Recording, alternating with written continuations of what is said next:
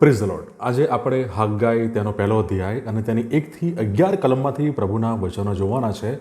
અને આજનો આપણો જે વિષય છે એ વિષય છે મૂર્ખ પ્રાથમિકતા.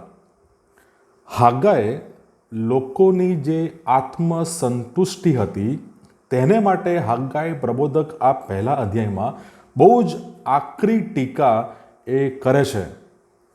એ સમયના લોકોએ ઈશ્વરના ઘરના પુનઃનિર્માણનું જે કાર્ય છે તે કાર્યને માટે તે લોકોએ એ ઓછી કાળજી દર્શાવી હતી, બેદરકાર રહ્યા હતા.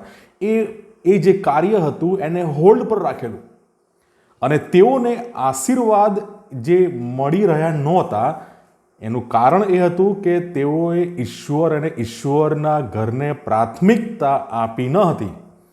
અને ઈશ્વરની ભક્તિ, ઈશ્વરની આરાધના એ બાબતો માટે એ પ્રજા એ નિષ્કાળજી સેવી હતી, બેદરકાર રહ્યા હતા. અને એ જે બેદરકાર રહેવાનું જે એમનું જે વલણ હતું એ વલણને કારણે એમના જીવનોમાં હતાશા, નિરાશા, નિષ્ફળતા એ આવે છે. એ બાબત આપણે હગ્ગાઈ પહેલા અધ્યાયમાં જોઈ શકીએ છીએ. અને એ જે પ્રજા છે તે પ્રજાએ ઈશ્વરના મંદિરની અવગણના કરીને પોતાનું જીવન, પોતાની લાઈફસ્ટાઈલ એક કમ્ફર્ટેબલ, લક્ઝુરિયસ, આરામદાયક બનાવવાનો એ પ્રયત્ન કર્યો. એ બાબત આપણે 4થી અને 6ઠી કલમમાં એ આપણે જોઈ શકીએ છીએ કે એ જે પ્રજા છે એ પ્રજા એ પહેલાં તો ઈશ્વરનું મંદિર એ પડી રહ્યું હતું, ઉજ્જડ પડી રહ્યું હતું, એને પડતું મૂકીને એ પ્રજા પોતાના પાકા મકાનો બનાવતી હતી. અને એની સાથે આપણે જોઈ શકીએ છીએ કે એમનું જે વ્યવસાય, ખેતીકામ, એ બધી જ બાબતોમાં અને બાહ્ય મોજશોખમાં આ પ્રજા એ જાણે કે ઇન્વોલ્વ હતી, એમાં એ ગળાડૂબ હતી. જો આપણે પણ આ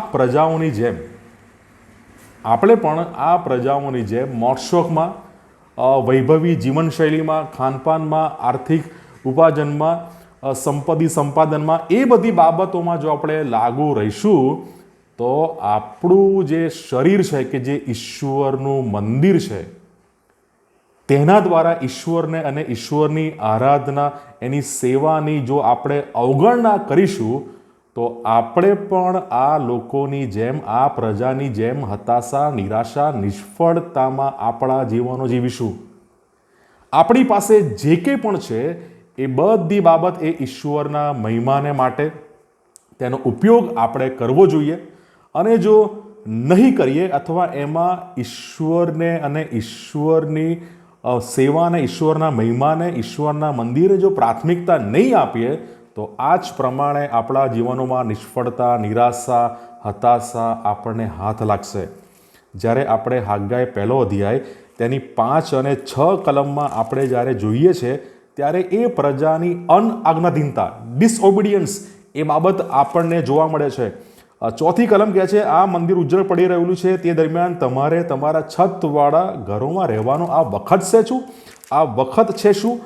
અને પછી 6ઠી કલમમાં તમે વાવ્યું છે બહુ પણ ઘેર થોડું જ લાવ્યા છો, તમે ખાઓ છો પણ ધરાની નહીં, તમે પીવો છો પણ પીવાથી તૃપ્ત થતા નથી, તમે વસ્ત્ર પહેરો છો પણ કોઈમાં ગરમી આવતી નથી. અને જે માણસ કમાણી કરે છે તે માણસ પોતાની કમાણીને કાણી કોથળીમાં નાખે છે. વ્યર્થ મહેનત, બધા પ્રયત્નો, બધી બાબતોમાં એ પ્રયત્નો ચાલુ રાખે છે પણ કશું હાથ લાગતું નથી. એમની કમાણી જાણે કે કાણી કોથળીમાં એ પ્રજા રાખી રહી છે. અને હગ્ગાઈના પહેલા અધ્યાયમાં આપણે જોઈએ છે તમારા માર્ગો વિશે વિચાર કરો. 5મી કલમમાં ઈશ્વર એ પ્રજાને કહે છે તમારી પ્રાથમિકતાઓને યોગ્ય કરો, એને વ્યવસ્થિત કરો. અને એ જ રીતે આપણે જોઈ શકીએ છીએ 7મી કલમમાં તમારા માર્ગો વિશે વિચાર કરો. પ્રાથમિકતા આપણી આ દિવસોમાં શું છે? જગત અને જગતની બાબતો શું આપણી પ્રાથમિકતા છે? તો હગ્ગાઈ પહેલો અધ્યાય 5મી અને 7મી કલમ જેમ કહે છે તમારા માર્ગો વિશે વિચાર કરો, એ વિચાર આજે આપણે પણ કરવો રહ્યો. જો આપણે આપણા જીવનોમાં ઈશ્વર અને ઈશ્વરના આજ્ઞાપાલન, ઈશ્વરના વચનોને જો આપણે પ્રાથમિકતા નહીં આપીએ તો આ પ્રજાને જેમ હતાશા, નિરાશા, નિષ્ફળતા હાથ લાગી હતી તેમ આપણને પણ એ થઈ શકે છે. અને જ્યારે આપણે 8મી કલમ જોઈએ છે તેમાં એક શબ્દ છે ઈશ્વરનો મહિમા. પર્વત પર જાઓ, લાકડા લાવીને મંદિર બાંધો, તેથી હું રાજી થઈશ ને હું મહિમાવાન બનાવીશ, એમ યહોવા કહે છે. ત્યારે અને અત્યારે એ સમયે અને હાલના સમયે આપણી વાસ્તવિક સમસ્યા એ ઇમારતની એ ઉપેક્ષા નથી, પણ ઈશ્વરના મહિમા પ્રત્યે આપણી ઉદાસીનતા છે.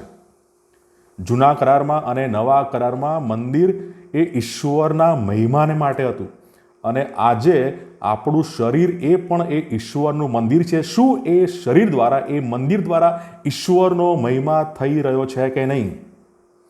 મંડળી અને મંડળીની મિશનની પ્રવૃત્તિઓ, આત્મિક વૃદ્ધિ પ્રત્યે જો આપણે ઉદાસીનતા રાખીએ છીએ તો આપણે ઈશ્વરના મહિમાને પ્રેમ કરવામાં આપણે નિષ્ફળ છે. એ નિષ્ફળતાની એ નિશાની છે. તો આજે આપણે હાગ્ગાઈ 1 અધ્યાય 5 અને 7 કહે છે તમારા માર્ગો વિશે વિચાર કરો.